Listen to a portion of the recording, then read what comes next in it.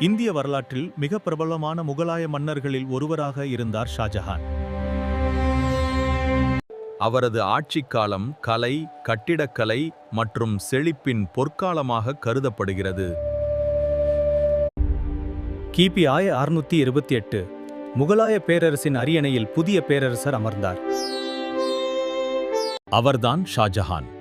ஆட்சி, கலை, கட்டிடக்கலை இவை எல்லாவற்றிலும் தனது பெயரை வரலாற்றில் பொறிக்க வந்த பேரரசர். மும்தாஸ் மஹால் இறந்தபோது ஷாஜஹான் மிகுந்த துயரத்தில் ஆழ்ந்தார்.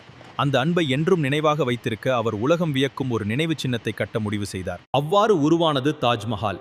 வெள்ளை மரபளிங்கில் கட்டப்பட்ட இந்த அற்புதமான கட்டிடம் இன்று உலகின் அழகான நினைவு சின்னங்களில் ஒன்றாக திகழ்கிறது. தாஜ்மஹால், சிவப்பு கோட்டை, ஜாமா மசூதி இவை அனைத்தும் ஷாஜஹானின் பாரம்பரியம்.